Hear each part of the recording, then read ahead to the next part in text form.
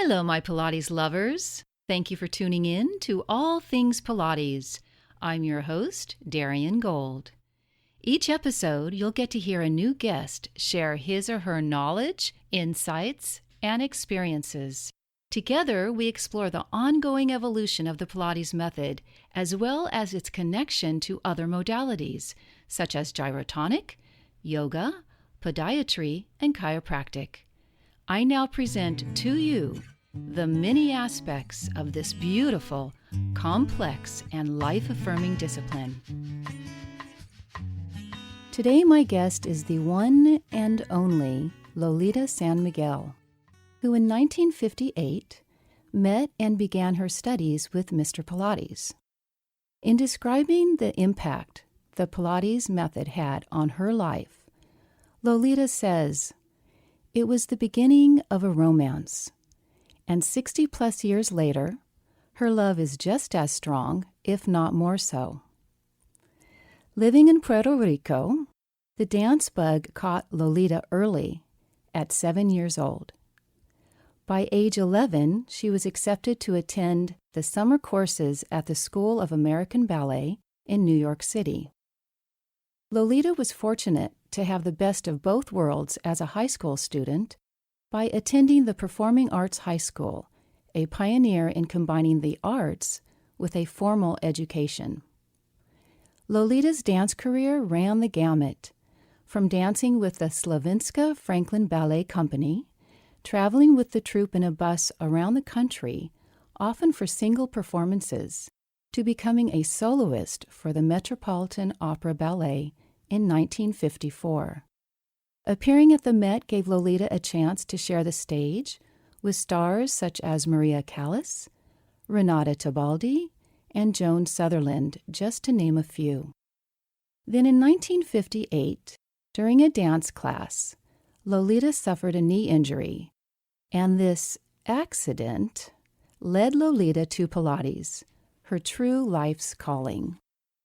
Lolita is here to talk about her time with Mr. Pilates, her experiences as a professional dancer, choreographer, and artistic director, and her own Pilates programs, Lolita's Legacy, and Pilates Master Mentor program. Calling in from beautiful Palm Beach Gardens, Florida, is Lolita San Miguel. Hello, Lolita. Hello, Darian, and thank you for having me. Absolutely. Thank you for joining us on All Things Pilates. Yes, my pleasure. Lolita, when you sustained your knee injury and your doctor suggested the Pilates method, and in particular, a student of Joseph Pilates named Carola Trier, how long did it take for you to rehab your knee? Well, in 1958, when I was taking ballet class before performance, and I got hit accidentally behind the knee by the gentleman next to me, threw the knee out, and I was taken to Dr. Jordan. He sent me to Carola Trier. I was out for a month, and incredibly, I was back dancing, and I was back to work in a month. And, of course, during that time with Carola, I really trained intensively. I did everything I was told for the knee. I rested it, the standard things. And I used to go, when there was no swelling, I went every day. And if there was a bit of swelling, I went 3 times a week. But why do you think the doctor didn't recommend Mr. Pilates himself? I do not know. All I know, he never mentioned Mr. Pilates. He had a very good relationship with Carola Trier. Carola Trier used to treat all the dancers that were injured and went to him. Can you describe your first lesson with her?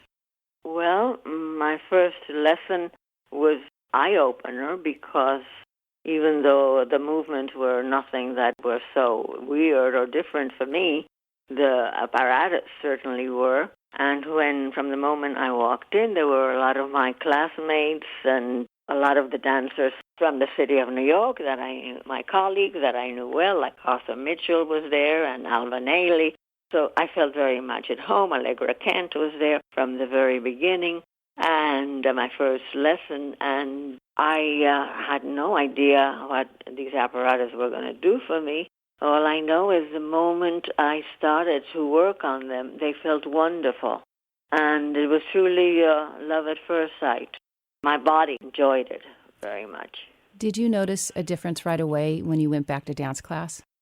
Well, most certainly did. And I have to tell you that I have done Pilates every day since I learned it, and whether it was part of my warm-up before a rehearsal or a performance, and I did notice the change in my body, and most of all, I noticed my body is not happy when it does not do it. Agreed. Did you notice if your Pilates training impacted your work as a choreographer or an artistic director? Well, it did. Number one, as a dancer, I was always very inquisitive of whys. The whys were always intriguing to me. And the teachers that I had, especially my Russian teachers, they were not very forthcoming with information. So therefore, I really didn't have anybody to answer my whys. And the method did. I answered a lot of my questions I had, which I was able to apply to myself in breathing, in alignment, in so many of things, of technical things. And then I carried it on, of course, as a teacher. I integrated it. I taught at Dance Theater of Harlem, and I taught at Clark Center for the Performing Arts. And I used to teach special classes at my alma mater and Dance Theater of Harlem and Ballet Hispanico, so that we always did mat before we went to the ballet bar. I wonder if this meant that very few dancers sustained any injuries. Well, all I know was that when my company first toured the United States, came to New York first, Jennifer Dunning, who gave us a wonderful review, did say to me, I think you have created some very strong dancers in such a short time. I said yes, and she knew Pilates, and she said, I think a lot of it credit belongs to the Pilates method, and I said that definitely is true. It cut the time of training because they created a different awareness and knowledge of their bodies. What's the story behind learning that not only was Mr. Pilates alive and well, but he had a studio around the corner where you were learning from Carolla? Yes, that is very true. I started going to Carolla in 1958, and I kept going, not as often as I did, of course, for that month, where I practically lived there. She asked me when I was going to stop dancing if I would be interested in becoming an apprentice, and I had not thought of it, frankly, and I said, yes, but I would be interested, and there was a program from New York State Career Rehabilitation that would pay for my training in anything I chose. So when she asked that I start going to her, and I apprenticed with her, and I knew one thing, I was not interested in working for her. So in the studio, she had Kathy Grant as an assistant, as well as Romana Krisanovska. And towards the end of my apprenticeship, Kathy and I became very good friends. I went in the afternoon when it was Kathy's time to work. We became very good friends over the years. And when I said to her one day out in the street, we were standing talking, and I said, I don't know what I'm going to do with this training other than integrate it into my teaching, because I am not interested in working for Carolla. And she looked at me and she said, why don't you go to Joe? I said, go to Joe? Joe who? And she said, Joe Pilates. I said, Joe Pilates? I thought he was dead a long time ago. And she said, oh, no, he's not dead. He's very much alive, and he's right here in the city, and he's like 3 blocks away from where we were standing. I have to tell you, I was open-mouthed and shocked, because certainly Carolla did always mention Mr. Pilates with great reverence. And I assumed that she was German, he was German, they had met in Germany. She always mentioned the Isle of Man and the springs and all this, and so I assumed that he had eventually passed in Germany. She said, no, he's very much alive. She says, I've trained with him, and why don't you and I go there right now and ask him to certify us? So I said, fine, let's go. We went. And what was that like?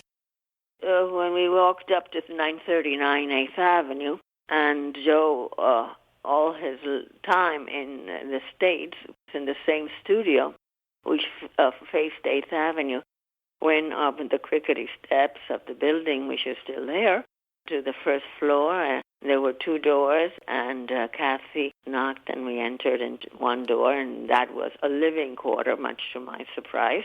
There were beds and V-shaped beds. There was clothes, an electric frying pan, or electric cooking utensils.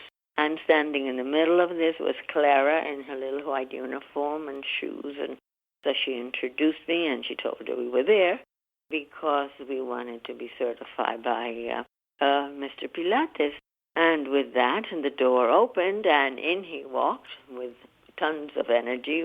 I always say tsunami of energy. And Kathy said hello, and she introduced me, and she repeated what she had just said to Clara, and he said, certify. He didn't know exactly what we meant, what she meant, and she said, turning to me, she said, yes, Lolita was just certified by Carola Trier. He looked at me, and he sort of did axial elongation, grew 3 inches, and walked away. And I thought, I guess we're in trouble now. And with that, he then asked for more explanation and what we meant. We told her about the course, that he would be paid to train us, and that we would be there for 520 hours or more if he deemed it necessary.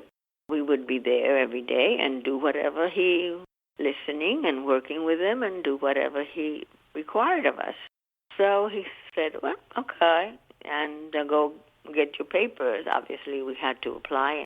So we did, and when we received the papers a month or two later, Christmas, we started our training. Kathy went in the morning before she went to Corolla. I went in the afternoon because it was a better schedule for me. What was it like to have a class with him? Well, you see, you never had a class. When you use the word class, I never had classes as such. I went in and I worked for 4 hours. I worked with whoever was there. I worked with Clara. I worked with Bob Seed, whom I liked very much, and I worked with Joe. There was another lady called Hannah Sacramirta there, but I rarely worked with her. To work with Joe was an experience because he didn't say much, but he also would get charged out of challenging me or making things a little harder. They seemed too easy. He'd say, well, now try it this way. We would call, Kathy and I called that our playtime. We had a chance to play with Joe today. And of course, having a class with Clara was a totally different experience. Clara was very patient, which Joe never was. Clara was very tender, and she spoke less English than Joe. They both had wonderful tactile abilities, but Clara used her hands more to express herself. Then Bob Seed was also a wonderful teacher to me. He gave me a lot. I'm very grateful to Bob Seed. So that was the experience, and it was really a group thing, not at Corolla's, but at Joe's. At Corolla, she was very selfish. She only allowed me, and she didn't allow anybody else to work with me. She was very fond of me, and she also used to give her accounts of my progress to Dr. Jordan on a regular basis. She liked opera, and therefore I could get her ticket for rehearsals and things. So we did have a different type of communication. With all of these experiences that you had, were they part of your motivation for developing your own certification program? I guess so, because I have never stopped learning. I believe in continued education. When the Pilates explosion, which let's say was the year 2000, after the trial in New York, there was truly an explosion of Pilates, and teachers were just hungry for information, and they were hungry to learn the method. And then I had retired from my ballet company in the year 2005, and I had moved to Florida, so I started traveling internationally, which I do enjoy traveling. I was traveling with my husband, who had also retired, and it was very enjoyable, and teaching internationally mostly. And I did that. I was like traveling 28 weeks out of the year, and it was fun, and then it got very exhausting. I thought of the mentor program because there was really a call for it, a need for it. Are you saying that you went around the world to help teach this work and certify them, or you waited until you created this program? I did not certify anybody. I went around the world to teach teachers. Teachers mostly were the ones who were interested in learning more about Pilates. Can you explain what Lolita's legacy is? Yes. I had my mentor program. My Pilates Master Mentor program is 160 hours. I do all of the teaching, and it's divided into 4 sessions, 40 hours each, 5 sessions, 40 hours each. No, 4, sorry, 4. And it covers everything as the method, from soup to nuts, I say. That is the mentor program. After a few years of teaching my mentor program, my own disciples, which is what is the name they named themselves, Lolita's disciples, kept asking me for manuals. My work with them, I did not have manuals. I was basically teaching teachers. I wasn't going to teach them how to do the 100, even though I did. So I said, no, I don't do computer, and my friends, Brent Anderson has a teacher training school, and so does Rail Sakowitz and some Balanced Body. Why do you need me to have a teacher training? But they insisted, and that's how Lolita's legacy got started, in which they teach. It's a fun 500-hour program in which they do the teaching based on the manuals I wrote. Regarding the apparatus, what are your thoughts about all of the equipment companies that are available today? Well, I have worked with many equipment companies, especially when I travel. Some are good and some are excellent. Some are not as good, and some are quite poor. I've had equipment break while I'm working on it. Myself, I use Balanced Body in my studio, but I also have 3 pieces of grass equipment. My associate was trained by Romana, and she has grass equipment. She had 3 reformers and caddy and so on, and I bought Balanced Body. We have 13 reformers, 2 Cadillacs, and 13 chairs. I usually, for my mentor program, only take 12, but I like having 12 of everything. I was told that Mr. Pilates and his brother made the apparatus themselves. Yes, that is very true. Only they made the apparatus. Joe was always working on apparatus. He was always tweaking. We had, let's say, 4 or 5 reformers in the studio. Sometimes he would sell one and there would be 4. Each one was a little bit different. I know that my favorite was number 3, I called it. He was always making and tweaking. He had a room, which is the one that caught fire, where he stored his equipment. He sold some equipment, so he and his brother, Fred, were working always on equipment. No one else did equipment. Back then? Excuse me? Back then. While he was alive. Corolla's apparatus was his? Was from Joe's, yes. So was the apparatus that was at Henry Bendel's. So it was the apparatus that was at Bob Seed. Very interesting. We have a little time left. I'd like you to explain what Pilates Day is for us. Pilates Day was started by the Pilates Method Alliance. I believe it started like 15 years ago. And it was a celebration a day to celebrate Joe and the person and the method. We really, truly needed to educate a public, and we needed to educate to attract people. But most of all, it's been a labor of education for all these years to acquaint the people with our method.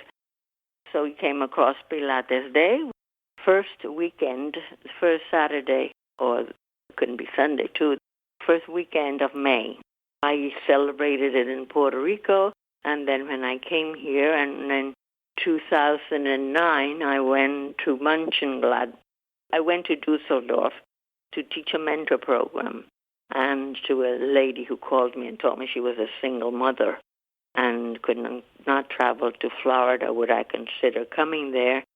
And when she told me she was 20 minutes away from Mönchengladbach, I said, I'll go, in the condition that we celebrate in May every year Pilates Day, where he was born.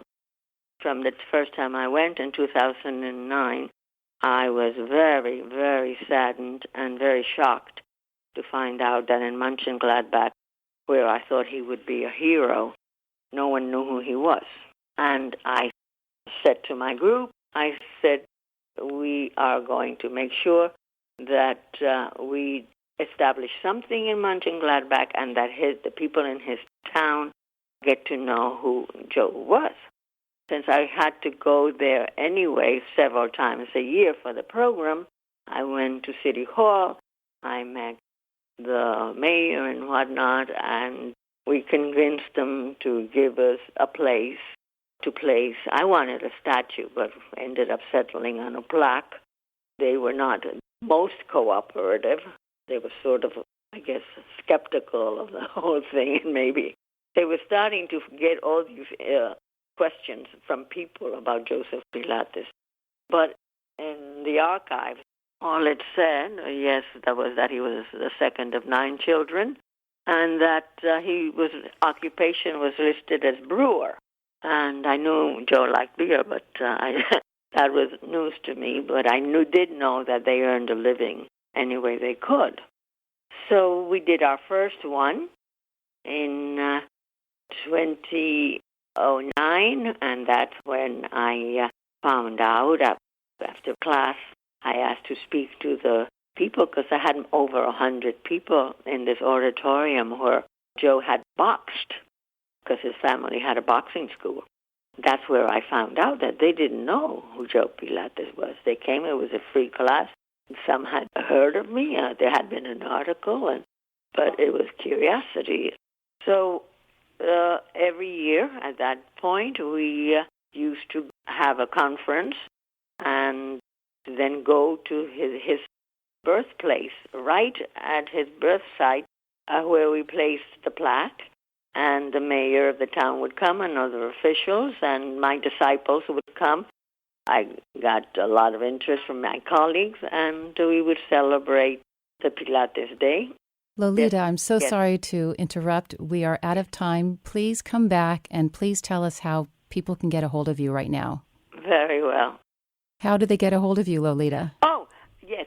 My email is lolitapilates@yahoo.com, and they should go to my website, which is lolitapilates.com. Thank you so much, Lolita. Okay. Thank you. Thank you. Bye-bye. Take care. A reminder to my listeners, I always post All Things Pilates radio show interviews on my website by the following Tuesday. So if there's any time you aren't able to listen live Sunday online or on the radio for local listeners, you can always visit DarianGold.com. Sunday is a great day to take time for yourself, to quiet your mind, and when you do, also, please lift your head, lift your spine, because they will lift your spirit. Have a wonderful week, everybody.